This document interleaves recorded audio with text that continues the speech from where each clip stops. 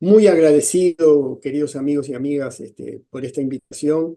Mi nombre es Gonzalo Abella, soy oriental, nacido en la República Oriental del Uruguay. Me considero oriental, no uruguayo, y he trabajado muchos años en la historia continental, la historia de nuestro territorio oriental. Hemos trabajado con mi esposa en recoger mitos y leyendas de campaña, acá en Entre Ríos, en Río Grande do Sul.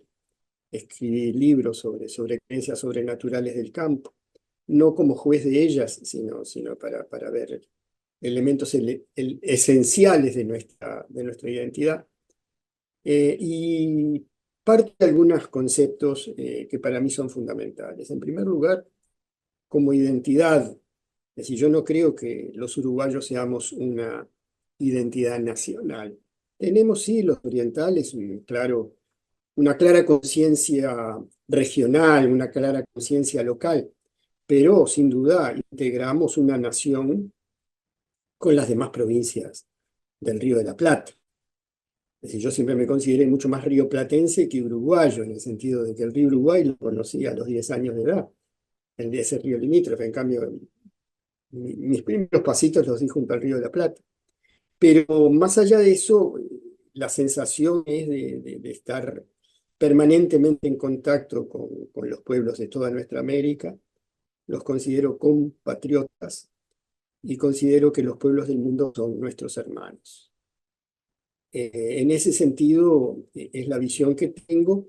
Creo que además nuestra América se está debiendo un pensamiento propio, desde el plano político hasta el plano filosófico, pero que este pensamiento propio, que tiene fuertes raíces en los pueblos originarios, tiene fuertes raíces también en esa cultura afroamericana, que nos ha dado una impronta muy fuerte a nivel continental, y tiene también una impronta inmigrante humilde, no de colonizadores y conquistadores, sino de inmigrantes humildes, que también marcaron nuestra identidad. Estoy convencido de que todo eso requiere un pensamiento propio, una propuesta propia, pero que no puede desconocer los aportes que llegan de Europa.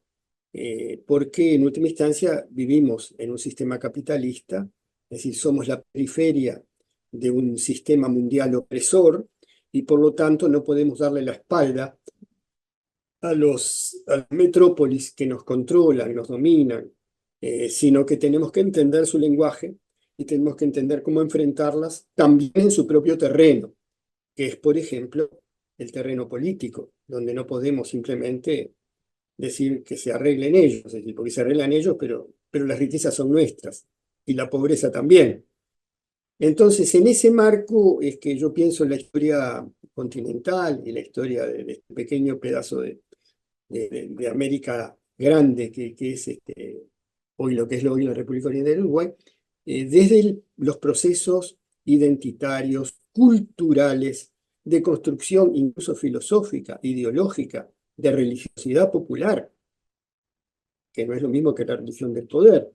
Religiosidad viene de religare, o sea, de religarse con el entorno y con los míos. La religiosidad es un factor fundamental, aún para los que no somos creyentes. Estamos en un continente creyente, inmerso en un pueblo creyente del cual siempre aprendemos.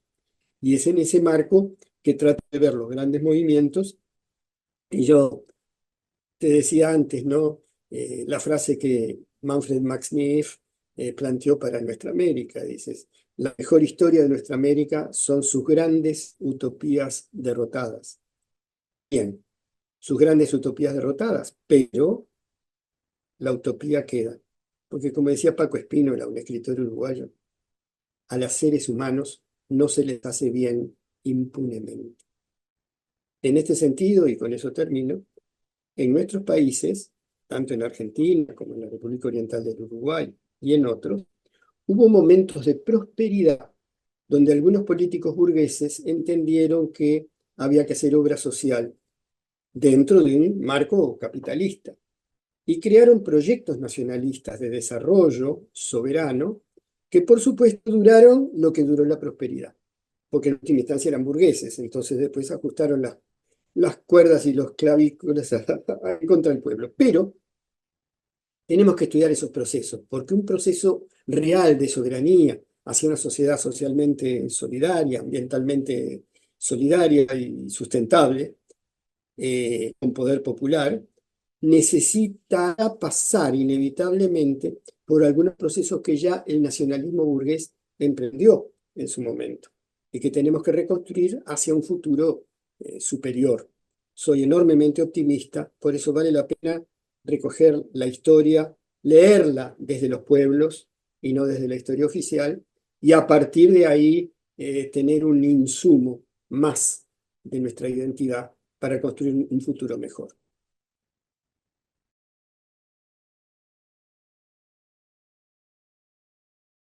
Lógicamente, para hablar de la historia de nuestra América, hay que empezar por los pueblos originarios.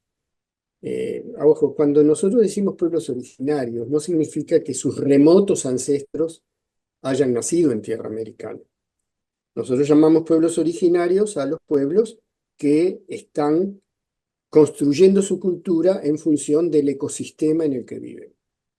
Por eso en nuestra América hoy, personas que están en la cultura del maíz pueden ser pueblos originarios.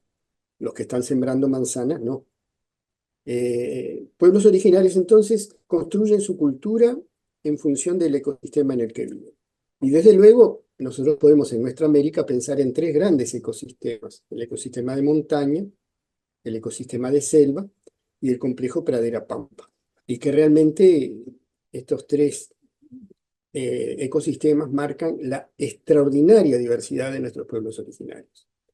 Entre nuestros pueblos originarios predominó el trueque, fundamentalmente la reciprocidad, el contacto, los encuentros, en realidad las fiestas, los intercambios de semillas. Y también en ese mundo precolombino existían también los contactos intercontinentales. Es decir, se han encontrado en Nueva Zelanda relictos de tabaco virginia. Y bueno, y en Paraguay hay inscripciones vikingas. O sea que lo que pasa que en el mundo precolombino, en el mundo de los pueblos originarios, el Pacífico era en realidad el verdadero marco de integración de pueblos, ¿no? Guaya, donde soy Guayaquil, Isla de Pascua, Rapa Nui, Tepic, Tejojojo, ombligo del mundo, Filipinas, y por ahí a Asia, ¿no? Y las grandes culturas que desarrollan en piedra grandes templos usualmente están sobre el Pacífico más que sobre el Atlántico. Nosotros en el Atlántico, los pueblos de acá eran más bien la periferia. Si bien en el Pacífico, incluso por su propio desarrollo productivo, se genera lucha de clases. Hay ciudades mayas que usan el terror, el imperio inca también usa el terror. Sin embargo, la estructura social es bien interesante. Los ayllus nunca fueron suprimidos, es decir, y se mantuvo una estructura social bien interesante entre los pueblos, incluso entre los pueblos tributarios o los que nunca se rindieron, como los pueblos del sur de Argentina y Chile. Pero en la periferia, sobre todo del Atlántico, se mantenía lo que Marx llamó el comunismo primitivo, que yo prefiero llamarle comunismo originario, porque en realidad hasta hoy nos está enseñando cosas interesantes. Y realmente en el marco de eso hay algunas características que son bien interesantes, porque además de alguna manera se mantienen hasta hoy. La primera es el animismo, es decir, las almas de los muertos no van al cielo, las almas rondan, las sepamos ver o no las sepamos ver. Pueden rondar protectoras, pueden rondar asustadas, no aceptando su propia muerte, o pueden rondar rencorosas. Para lo segundo hay ceremonias, para que descansen. Para los primeros hay ofrendas, porque la relación con el mundo espiritual no es una relación de sometimiento, como puede ser en las grandes religiones eh, posteriores, sino que es una relación de interacción. Yo de alguna manera te energetizo para que tú protejas a los míos. El tambor, la danza, incluso la ofrenda de comida, que no es para que el espíritu coma, es para que a mí me entren buenas ondas a través de mis percepciones y las traslada a la deidad que estoy energetizando. El animismo. El elemento del animismo, o sea, que las almas rondan, es común. Es más, en casi toda la mitología mágica que uno recoge hoy en provincias, el concepto fundamental es el animismo, que además llega mezclado con un cristianismo primitivo, no autoritario, también en muchos inmigrantes, más de lo que uno cree. En ese marco, los pueblos de acá tenían una estructura productiva, ahora estoy hablando de la Pampa y la Pradera, eh, tenían el fuego, por lo tanto, las crónicas que dicen que eran tan nómades no puede ser, porque cultura que tiene fuego, pero no tiene encendedor, tiene que proteger el fuego, por lo tanto es mucho más sedentario. Lo que pasa es que en nuestros pueblos originarios, en la Pampa y en la Pradera Oriental Entrerriana, cuando se introduce el ganado europeo, aparece el caballo, se vuelven mucho más nómades, cambia su modo de producción, cambia su consumo, incluso empieza la relación con el capitalismo desarrollado de Europa. Inútil que el virrey planteara un bando diciendo que las vacas eran del rey, por contrabando las vacas hay, sobre todo por la provincia oriental y por el norte de la provincia de lo que soy Buenos Aires. Entonces los pueblos originarios tenían esa característica, vivían la fiesta de la diversidad, se visitaban, y quiero terminar esto sobre los pueblos originarios, que después fueron muy transformados por la vaquería, pero los pueblos originarios, tal como lo sabemos, la integración es que el inmenso mundo guaraní, que es un mundo selvático, tenía una tradición de caminar hacia el Atlántico para ver la salida de la puesta del sol. Eso le llamaban la búsqueda de la tierra sin mal, que no era un territorio, era reencontrarse con el diferente, fraternizar y volver mejorados a su selva. Había dos caminos, uno salía del Iguazú, o sea, del Agua Grande, lo que nosotros llamamos catarata, por el Corea y Tubá, que ahora le llaman Curitiba, hasta el puerto Paranaguá, que significa los que vienen del Paraná, pero el otro iba desde el Iberá, o sea, desde el agua luminosa, que queda en Corrientes, cruzaba el río Uruguay, cruzaba nuestro río Negro, y llegaba a las costas de Rocha, donde venían los peregrinos, y es hermoso como se lo cuentan a los jesuitas. Padre, una vez en la vida de cada generación vamos a donde está el río sin la otra orilla, descubrimos que el río sin la otra orilla está embarazado, se tiñe con los rosados colores del parto, y ahí nace el sol que por la diagonal de palmeras que nosotros sembramos, va a energetizar nuestro maíz y se va a ir a descansar al otro extremo, al de las lejanas montañas. Eso era, además, en los cerritos de indios que quedan todavía en territorio oriental, sobre el Pacífico, sobre el Atlántico, se hacían construcciones donde había entierros ecuménicos, venían en vasijas, se enterraban también los indios de la pradera, sobre ellas se sembraba un maíz que no tenían tiempo de comer, ellos volvían, pero ellos se alimentaban del maíz sembrado por inmigrantes anteriores, de lo que se llama ahora agricultura transgeneracional, y los muertos quedaban custodiando ese maíz que iba a, a alimentar a futuros visitantes. Eh, Me parece, habría una eternidad que hablar de nuestros pueblos originarios, pero creo que esta característica de los pueblos sobre el Atlántico marcan de alguna manera la fuerte raíz indígena que se preservó en toda esta zona, que no es, por cierto, la misma que uno puede pensar, yo que sé, en Jujuy ni en la vertiente atlántica, pacífica, pero que de todos modos es importante porque también ahí hubo integración. Es decir, hay crónicas en lo que es hoy una zona de la República Oriental del Uruguay, que es Colonia, de la presencia de andinos, de comunidades andinas, eh, anteriores incluso a la fundación de Montevideo, Montevideo colonial. O sea que esto es nada más que para adentrarnos en ese mundo mágico y maravilloso, lleno de leyendas, de historias, de explicaciones sobre los fenómenos naturales que mezclan creencias sobrenaturales con racionamientos profundos y conocimientos sobre los ciclos de la naturaleza. Pero bueno, lo dejamos por ahí porque es una historia de 20.000, 30.000 años, las huellas de presencia humana en la banda oriental tienen 12.000 años, ¿no? Y la presencia de yerba mate, por ejemplo, en Uruguay, seguro reciprocidad del mundo guaraní, tiene 5.000.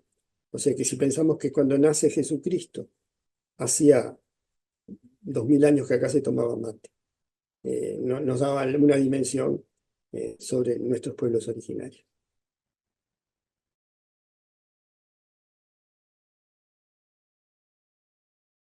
Cuando hablamos de la colonia española en América, desde 1500 hasta 1800, nos faltan las referencias de lo que estaba pasando en Europa. Europa estaba viviendo, para hacer una síntesis, la primera fase de lo que llamamos capitalismo. O sea, el sistema feudal había sido socavado primero por los préstamos, por los prestamistas. Bueno, le costó la cabeza a los templarios, ¿no? Ser los primeros bancarios. Después la diáspora judía también fue bancaria. Pero esa relación con el dinero y con la mercancía, que había sido muy importante en el mundo antiguo, había decrecido en el mundo feudal y ahora volvía a imponerse, generó que mucha gente empiece a ubicarse en los burgos, en las primeras ciudades europeas, y ahí se desarrolla lo manual, pero además se desarrollan los viajes, le dan mucho poder a estos burgueses, y fundamentalmente en un momento el burgués, o sea, el muchacho, el pequeño emprendedor que tenía un taller, empieza a contratar, rentar mano de obra. Y la renta porque se genera un fenómeno ya en el siglo XVIII, que después se llamó plusvalía, que es que la diferencia entre el costo del jornal y lo que el subordinado genera para su patrón, hay una diferencia. Es decir, entonces es negocio tener asalariados. Y así se desarrolla el capitalismo más incipiente. Pero el capitalismo más incipiente, estamos hablando del siglo XVIII, genera que se combina con las primeras máquinas textiles, atracción animal, genera una gran avidez de materias primas. Entonces, el capitalismo, sobre todo el inglés, se da cuenta de que vuelve a ser necesaria la esclavitud, pero no en los países donde ya hay desarrollo, sino en países periféricos que proveedores de materia prima. Y es el capitalismo el que desarrolla la trata negrera, que no se debe confundir con la esclavitud de la antigua Grecia. El esclavo en la antigua Grecia era el modo principal de producción. Ahora es el abastecedor de materias primas en tierras lejanas. Entonces, la industria capitalista en Manchester, en Liverpool, genera barcos con inmensas bodegas para que la trata negrera vaya desde África subsahariana a los países proveedores que tengan plantaciones y que tengan minas. Materia prima para el Por eso Marx dice que el capitalismo nace chorreando sangre por todos sus poros. Y realmente no se trata solo de la brutal opresión de la clase obrera en los países desarrollados, sino de el saqueo de riquezas y la explotación esclava en los países periféricos. Y en ese sentido, la trata negrera va a llegar a América. La invasión española, el asentamiento español, necesita de esa trata negrera por varios motivos, pero principalmente, para hablar de nuestras tierras más cercanas, por la extraordinaria riqueza en plata del Potosí, Alto Perú, que ahora es Bolivia. Y por eso el río que nos rodea debería llamarse Río hacia la Plata, porque en realidad era el río por el cual la conquista española llegaba, Río de la Plata, Paraná, Río Paraguay, hasta los confines de Bolivia. Pero además, Potosí, que era inagotable, parecía esa montaña de plata que había en Potosí, que era la principal avidez de los españoles. Potosí, el problema es que un esclavo en Potosí duraba 3, 4 meses. Una mula un poquito más. Una mula de la que se criaban en Mendoza y la llevaban montaña arriba, llegaba a durar 5 meses. Pero promedio, un esclavo de vida tenía 4 meses en Potosí. Por lo tanto, la avidez por esclavos era parte de la avidez por la materia prima.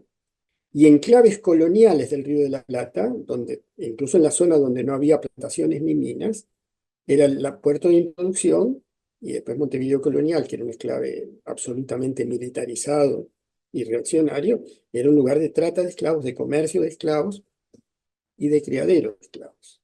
Eso fue Montevideo. Pero de todos modos la conquista española tuvo dos etapas, que eso me parece que es muy importante. La primera etapa, España reprodujo la política criminal de las cruzadas, el adelantado. El adelantado era tan asesino como los cruzados en Palestina. Solo el 10% de lo que capturaba iba para el rey. Todo lo demás era tierra y propiedad de ellos. Eso ayudó a nuestra historia porque el rey se avivó y mandaba cronistas con el adelantado, que hacían el pretexto de hablar de nuestra historia, pero en realidad controlaban a ver con qué se quedaba el adelantado y qué mandaba. Por eso tenemos un montón de crónicas interesantísimas, incluso en verso. Joaquín del Barco Centenera describe un combate con los charrúas en verso, como Cid Campeador. Esa fue una primera etapa. Después el rey se avivó, España misma se fue modernizando, llegaron los primeros elementos de lógica capitalista al absolutismo español, y entonces creó las leyes de Indias y la institución del virreinato. El virrey tenía mucho poder, pero era un funcionario. Ya estaba regido por las leyes de Indias, tenía que designar gobernadores, no podía hacer lo que quería el virrey. Y se fueron creando los virreinatos. Primero el virreinato del Perú, después se dieron cuenta de la necesidad de hacer un virreinato desde Buenos Aires.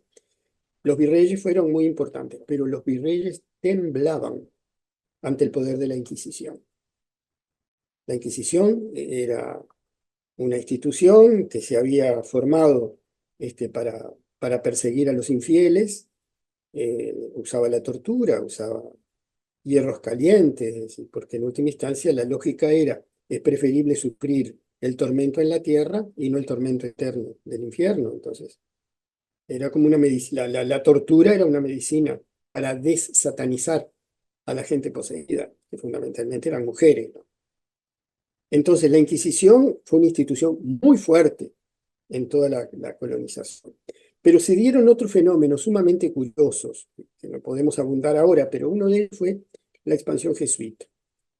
Ignacio de Loyola crea una compañía militar, muy al sentido de los templarios, pero se cuida mucho para que no lo quemen a él también en la hoguera, habla de su fidelidad cerrada al Papa, que era mentira, pero crea una organización de curas militares. Y sobre todo recluta a los jóvenes de las primeras universidades eh, europeas, muchachos de 19, 20 años, y los mete en América en las misiones. Ahora, ¿qué pasa? Esos jesuitas jóvenes, lejos del Vaticano y cerca del colectivismo agrícola de los pueblos en los que están evangelizando, empiezan a hacer una lectura evangélica diferente, mucho más cercana al cristianismo primitivo que al autoritarismo del Vaticano. Y la orden jesuítica, que viene muy reaccionaria, que Europa conspiró siempre contra todo el poder de lo más progresista sobre todo de los protestantes, cerraba fila, acá en América se parte en dos la orden jesuita. Porque si vos tenés 22 años, estás hablando de Hechos de los Apóstoles, cómo se compartía todo, lejos de la riqueza del Vaticano, en una colectividad agrícola, tu cabeza cambia y vas menos al libro del Apocalipsis y mucho más al libro de Hechos de los Apóstoles. Es decir, empezás a entender de otra manera tu propia doctrina. Si a esto se suma que además descubren estar inmersos en una religiosidad tan profunda como la suya, pero que defiende la relación de pareja y la sexualidad como un elemento sagrado dentro de ciertos moldes de respeto al otro, entonces muchos jesuitas terminan teniendo pareja también. Y eso genera la primera teología de la liberación en América. Estamos hablando del mundo colonial español, un poco solapado en las misiones. Ojo, los jesuitas también tenían estancias. O sea, estancia en el Río de la Plata era el lugar donde se estanciaba el ganado, donde se trataba de alguna manera porque el ganado, a diferencia de las plantaciones, tenía la mala costumbre de caminar y de moverse. Entonces, formar muros de piedra que ya existían del mundo precolonial, y organizar el ganado en las estancias. Los jesuitas se movieron de la manera extractiva y con esclavos. Pero en las misiones era otra cosa. En las misiones empieza una relectura evangélica donde además muchísimos negros se hacen católicos con los efectos de ir a las misiones y no ser perseguidos. Y muchos indios que estaban en las mitas y en las encomiendas se van también a las misiones. Y las misiones pasan a ser una especie de contrapoder muy poderoso que alarma tanto a España como a Portugal. Finalmente los jesuitas son expulsados. Pero lo más interesante es que los pueblos evangelizados por los jesuitas en plena dictadura colonial para protegerse de los bandeirantes, de los cazadores de esclavos, mantienen una religiosidad cristiana, generando misas en colectivo, a veces las mujeres ofician la misa, y generan un pensamiento colectivista que va a ser muy importante para después varios líderes de la independencia que hacen énfasis en lo social. Por ejemplo, Andrés Guazurarí en Corrientes y Misiones, y Juana Azurduy, que está muy inspirada por el pensamiento jesuítico en la Chiquitania boliviana, y de ahí vienen muchos de los guerrilleros que acompañan a Juana Azurduy. Entonces hay que hablar de la Inquisición, hay que hablar de las reformas borbónicas que hacen el virreinato, los virreinatos, hay que hablar de todo lo que tiene que ver con el pensamiento jesuítico, cómo se cambia, cómo la lectura evangélica consiste en una lectura reaccionaria y una no. Hay una vieja película, La Misión, donde se ve claramente la ruptura de los jesuitas. Y hay, además, una formación de pueblos mestizos. En Paraguay le decían los mancebos de la tierra, que no necesariamente son productos de violaciones, sino a veces son productos del encuentro cultural de gente diferente, que a monte, huyendo, protegiéndose, se juntan y hacen parejas, van generando un mundo mestizo que además va a ser un mundo de pensamiento sincrético, incluso a nivel religioso. Y eso me parece que es muy importante para entender lo que viene después, que es hablar de la resistencia, las múltiples resistencias en nuestra América.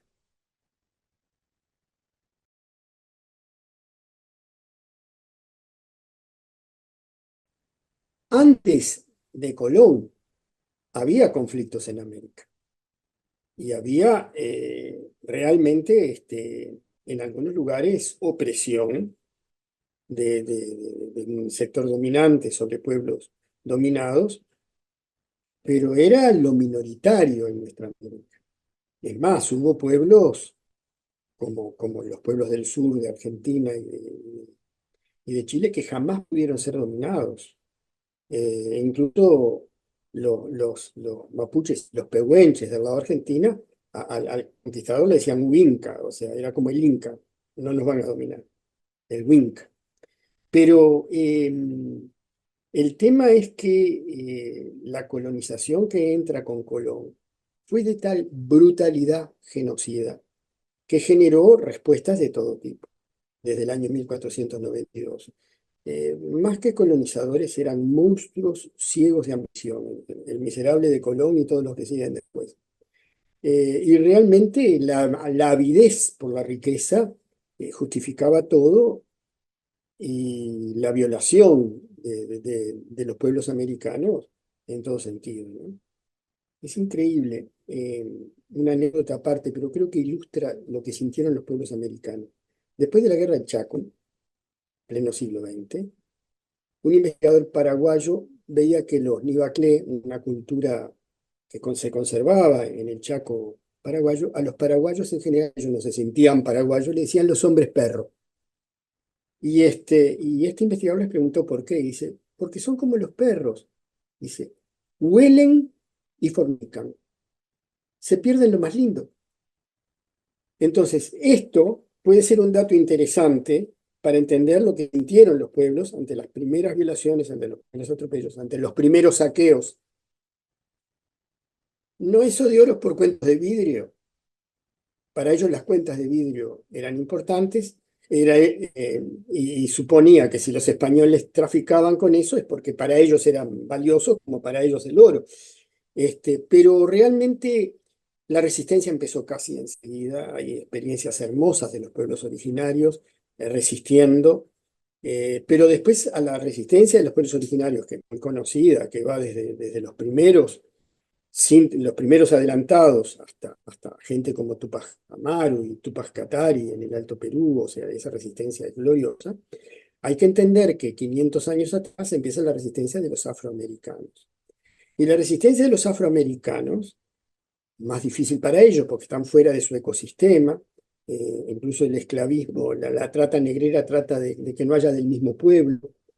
La resistencia no es solo la lucha armada que forma organizaciones invencibles en la selva, que en la zona del Atlántico se llaman quilombos, en la zona del Pacífico se llaman palenques de negros y marrones, en Bolivia se llama en la zona de las yungas también de negros, que crean organizaciones armadas soberanas, sino que además en los lugares donde la esclavitud es muy fuerte, la resistencia busca resistir desde la identidad.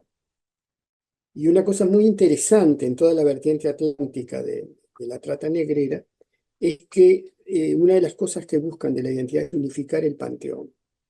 Eh, por eso uno habla en Cuba y habla de Shango, Ogún, Yemanjá, y va al Río de la Plata pasando por todo Brasil, Shango, Ogún, Yemanjá, porque claro, los barcos de cabotaje había esclavos a bordo y los esclavos eran los que conectaban y generaban una resistencia cultural unificada. Por ejemplo, en muchos lados en América, Yemanjá, que es una entidad, una orishá de Ifá de subsahariana, que es negra en su origen, acá aparece como transparente, porque es la mar océana, es el cordón umbilical hacia la tierra de los ancestros, pero además es el vientre que recogió generoso a todos los tíos que no soportaron la travesía y los tiraron al vientre del Manjá.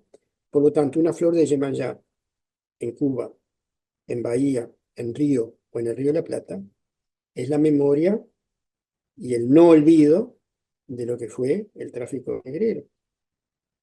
Resistencia africana. La resistencia africana después se fusionó con los movimientos sociales revolucionarios, cuidando de no ser simple carne de cañón de los ricos independentistas masones que encabezaron el proceso. Por otro lado, tenemos la resistencia criolla mestiza. Y ahí se da un fenómeno bien interesante. Hay zonas, como el mundo gaucho, que nunca pudieron ser conquistados realmente y controlados por el poder colonial, porque su principal riqueza, el ganado, era móvil, entonces no había forma de arrinconarlos a todos. Además, la, la, la, la cantidad, el índice proteico de las praderas de la Pampa y de la pradera oriental entrerriana era 10 veces superior a los llanos del Orinoco, o sea que la expansión de la ganadería sorprendió a los propios españoles.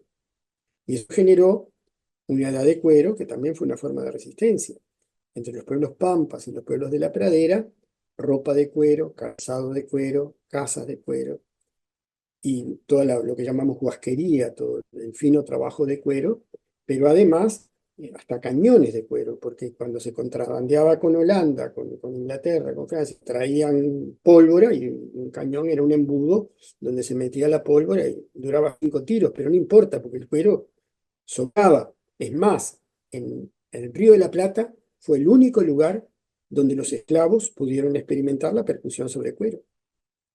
Lo demás tuvieron que usar semillas o batir palmas como en el Mississippi, pero el cuero era enormemente importante en la Europa desarrollada, no en España que se estaba cayendo a pedazos ya por la Inquisición y por la torpeza de sus reyes burros, pero en la Europa inteligente, toda la maquinaria de tracción animal, una noria, una máquina textil primitiva, necesitaba correas. Pero además, como decía Napoleón, mi ejército puede andar en andrajos, pero tiene que estar bien calzado. Y por otro lado, los correajes de los fusiles y de los cañones. Entonces, el cuero era muy apetecido. Y eso generó que el mundo gaucho, dentro de sus formas de resistencia de contrabando, tuviera acceso a metal europeo y a todos los, incluso la yesca y el pedernal, o sea, una forma de encender el fuego mucho más práctica, lo que lo hizo mucho más nómade al mundo gaucho. Y en ese mundo también la resistencia se da en un nuevo sincretismo religioso, que también fue muy importante en la época de la independencia. Eh, Yo soy indio, pero ahora soy gaucho. Entonces te hablo del gualicho, de las entidades de la pradera que me protegen. Tú sos de origen negro, ahora sos gaucho. Entonces me hablas de las entidades espirituales africanas que gracias a que tus ancestros trajeron polvo de tierra africana entre sus andrajos, se les puede energetizar a los efectos de que sean tus protectores. Y el otro que está en el trío es de origen europeo y te habla de un Jesús que siempre hizo milagros a favor de los pobres y que hace 1800 años fue torturado y muerto por el poder y que hace 1800 años que se lo están ofrendando. Entonces yo, que soy de origen indio, digo, préstame el crucifijo. No te entendí eso de la Santísima Trinidad, pero si hace 1800 años que le están haciendo ofrendas, ese Jesús debe tener tremendo poder. Entonces, por las dudas, cuando me duele la panza, busco las hierbas, pero además me hago la señal de la cruz. Entonces hay un sincretismo en estas zonas que no están directamente bajo control europeo, donde se forma un sincretismo espontáneo, no por imposición. A eso se suma, por ejemplo, las zonas sumamente controladas, como es Montevideo, colonial, que es trata y reproducción de esclavos, las lavanderas de extramuro son el enlace con la resistencia negra armada. Y hay toda una red continental en la cual Haití jugó un papel importantísimo. Es más, los masones burgueses, cuando hablaban de acelerar la independencia americana, decían, tenemos que formar nuestros cuadros para que no caigamos en pardocracias. Era su horror mayor.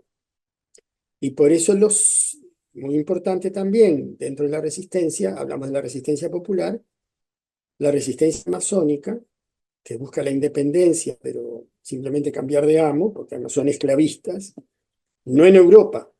Piensan que la esclavitud es un mal menor, irremediable en nuestras tierras. Los masones generan un centro cultural extraordinario en Charcas, Chuquisaca, en la Universidad de Charcas, Chuquisaca, más que en Córdoba, porque Córdoba tiene más teología.